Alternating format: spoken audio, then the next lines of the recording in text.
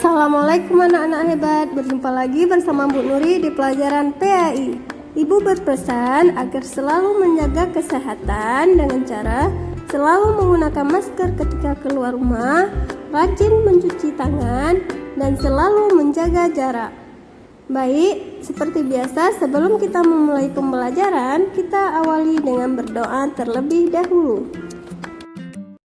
Bismillahirrahmanirrahim. Rabbi zidni ilma warzuqni fahma. Raditu billahi rabba wa bil islami dina wa bi muhammadin nabiyya wa rasulah. Rabbi shrah li sadri wa yassir li amri wahlul 'uqdatam min lisani yafqahu qawli. Jika pada minggu lalu kita sudah belajar meneladani kejujuran dan kasih sayang Rasulullah, maka pada kesempatan hari ini kita akan belajar tentang keteladanan sahabat Rasulullah. Yang pertama yang akan kita bahas pada kesempatan hari ini adalah keteladanan Abu Bakar As-Siddiq. Nabi Muhammad meninggal pada tanggal 12 Rabiul Awal tahun 11 Hijriah, bertepatan dengan 9 Juni 632 Masehi. Beliau meninggal setelah sebelumnya menderita sakit. Setelah beliau meninggal, umat Islam mengharuskan untuk mencari orang yang akan menggantikan kedudukannya sebagai kepala negara, bukan sebagai seorang nabi. Sebagai nabi, beliau tidak dapat digantikan kedudukannya karena beliau adalah nabi terakhir.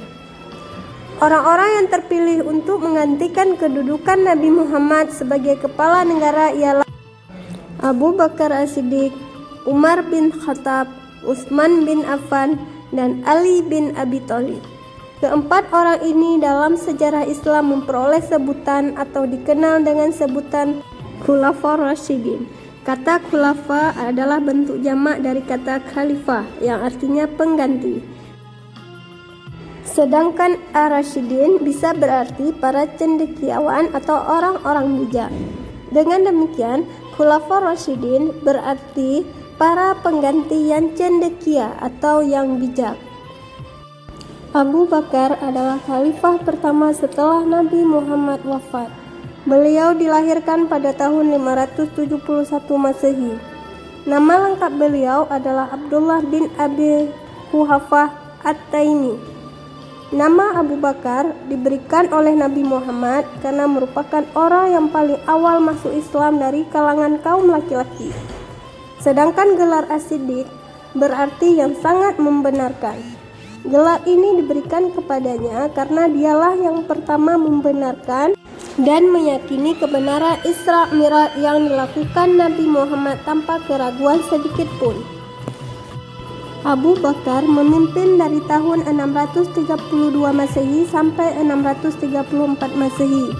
Bentuk pemerintahan yang dijalankan Abu Bakar setelah pengangkatannya sebagai khalifah mengikuti model pemerintahan yang telah dilaksanakan pada masa Nabi, yaitu semua kekuasaan berpusat di tangan khalifah. Namun, meskipun kekuasaan terpusat di tangan khalifah, tidak berarti Khalifah Abu Bakar bersikap otoriter. Abu Bakar selalu memusyawarahkan persoalan kenegaraan bersama para sahabatnya. Khalifah Abu Bakar As-Siddiq adalah seorang pemimpin yang tegas, adil, dan bijaksana. Selama hidup hingga masa-masa menjadi khalifah, Abu Bakar dapat dijadikan teladan dalam kesederhanaan, kerendahan hati, kehati-hatian, dan kelemah lembutan pada saat dia kaya dan memiliki jabatan yang tinggi. Ini terbukti dengan keberhasilan beliau dalam menghadapi dan mengatasi berbagai kerumitan yang terjadi pada masa pemerintahannya tersebut. Beliau tidak pernah mengutamakan pribadi dan sanak kerabatnya, melainkan mengutamakan kepentingan rakyat dan juga mengutamakan masyarakat atau demokrasi dalam mengambil suatu keputusan. Di dalam sebuah hadis disebutkan bahwa Rasulullah bersabda, "Tidak seorang pun yang telah berbuat baik kepadaku dan aku belum membalas kebaikannya, Tetapi kebaikan Abu Bakar menjadi tanggung jawabku.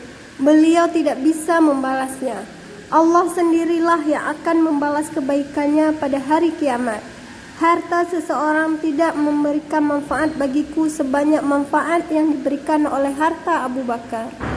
Dari penjelasan hadis tersebut, kita bisa melihat bahwa Abu Bakar adalah sosok yang sangat luar biasa dan dermawan. Bahkan, Abu Bakar tidak segan-segan untuk memberikan seluruh harta dan menumpahkan segenap jiwanya untuk kepentingan Islam. Demikianlah cerita singkat tentang keteladanan Abu Bakar As-Siddiq. Untuk tugas hari ini, silakan anak-anak ibu menjawab 2 pertanyaan berikut ini. Yang pertama, coba anak-anak simpulkan bagaimana kepribadian Abu Bakar As-Siddiq. Yang kedua, keteladanan apa yang bisa kita ambil dari kisah Abu Bakar? Jawaban ditulis di buku tulis masing-masing dan kirimkan fotonya ke Bu Nuri. Kita tutup pertemuan kita hari ini dengan membaca doa kafaratul majelis. Subhanaka Allahumma wa bihamdika asyhadu an la ilaha illa anta astaghfiruka wa atubu ilaika.